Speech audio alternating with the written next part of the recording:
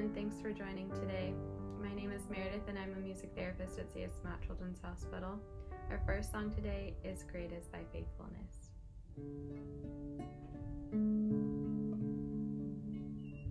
Great is thy faithfulness, O God my Father. There is no shadow of turning with thee. Thou changest not, thy compassion they fail not. As thou hast been, thou forever will be. Great is thy faithfulness, great is thy faithfulness.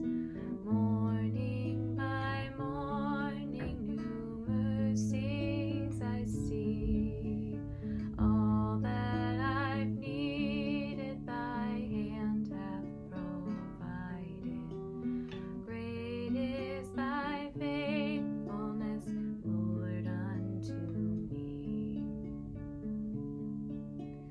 Summer and winter and springtime and harvest, sun, moon, and stars in their courses above, join with all nature in manifold witness to thy great faithfulness, mercy, and love. Great is thy faithfulness, great is thy faithfulness. Morning by morning new mercies I see. All I have needed thy hand hath provided. Great is thy faithfulness, Lord, unto me.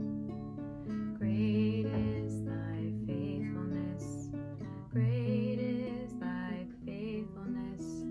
Morning by morning new mercies I see.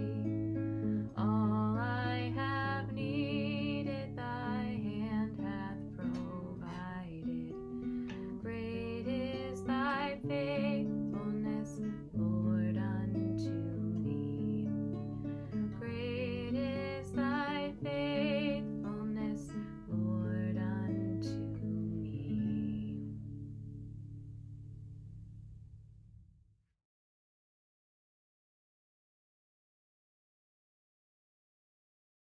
My name is Alyssa, and I work here in the spiritual care department at Michigan Medicine.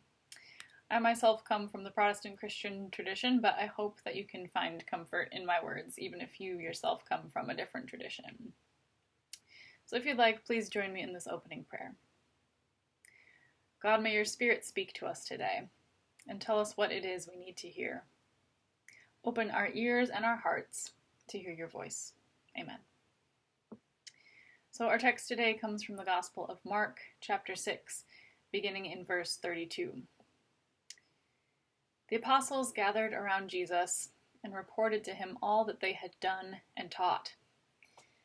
Then, because so many people were coming and going that they did not even have a chance to eat, he said to them, "Come with me by yourselves to a quiet place and get some rest."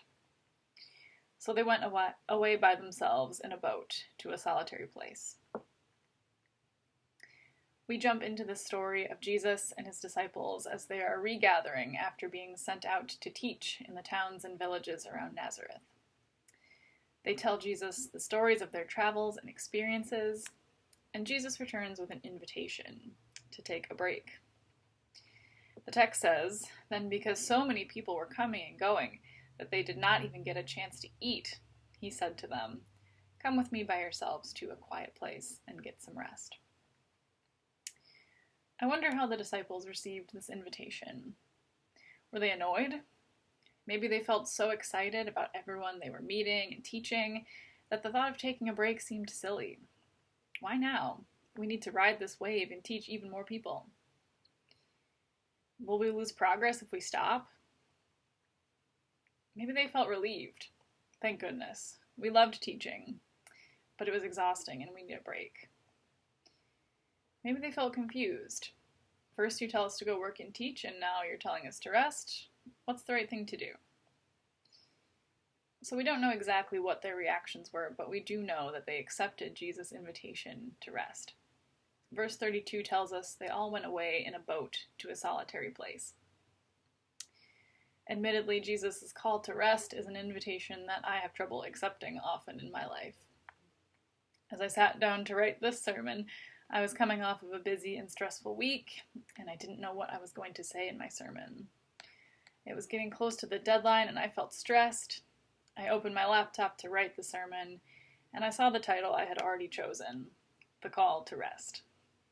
I had to laugh at myself at the irony of the moment, that I was so frantic, but going to be writing and preaching on rest.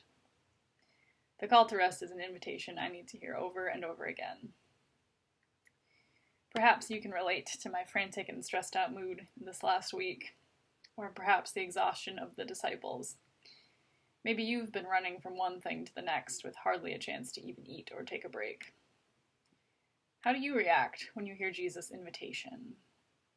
Do you feel annoyed, confused, relieved, or maybe something else?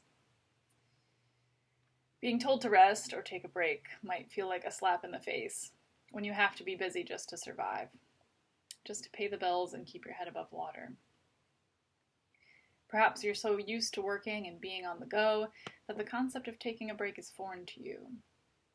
Your work has become entwined with your identity, and you don't know who you are without it. Maybe you'd like nothing more than to take a break, but you're afraid you'll let others down if you do. There are very real and challenging barriers to resting in our lives, and yet we are finite. We can't go on forever without taking a break. Maybe you're unsure of how to rest. You know you need to do it, but how? In our busy lives, prioritizing rest is not easy. We are all compelled to work harder, constantly take on more responsibility, do more, and do it all perfectly. So what does it mean to rest within this system? Maybe it means planning a small retreat from work, school, or family to just be instead of doing. Maybe it means taking some time in your week to be outside, soaking in the goodness of nature. It could be something as simple as taking 5 or 10 minutes a day just to breathe. To prioritize your rest and your well-being is countercultural, as you are resisting the demands the world is placing upon you. This is reflected in the Judeo-Christian tradition of keeping the Sabbath. The story goes that on the 7th day of creation, God rested, and so we are to model our lives after this pattern. For 1 day a week we do no work, and we prioritize being instead of doing. Jewish scholar Abraham Joshua Heschel says, "The Sabbath is for the sake of life." We must not allow our work and our busyness to consume us. The remainder of Mark chapter 6 that we've not yet read consists of two of the most famous stories in Jesus' ministry. The multiplying of the bread loaves and the fish to feed 5,000, and walking on water to his disciples in the boat. I think it's so important that these two stories are preceded by a moment of rest. Jesus knew the importance of both rest and work, and prioritizes resting in between the demands of his life. Jesus demonstrates a life that is full and good, and flows in rhythms of working and resting. So as you go, consider these two questions. What is keeping you from resting this week? And what is one small act of rest that you can practice this week? In closing, receive these words from Psalm 23 as a blessing and a reminder of God's promises to us. The Lord is my shepherd, I shall not want. He makes me lie down in green pastures, and he leads me beside quiet waters. He refreshes my soul. He guides me along the right paths for his name's sake. And even though I walk through the valley of the shadow of death, I will fear no evil, for you are with me. Your rod and your staff, they comfort me. You prepare a table before me in the presence of my enemies. You anoint my head with oil, and my cup overflows. Surely your goodness and mercy will follow me all the days of my life, and I will dwell in the house of the Lord forever. May you accept God's invitation to rest this week. Amen.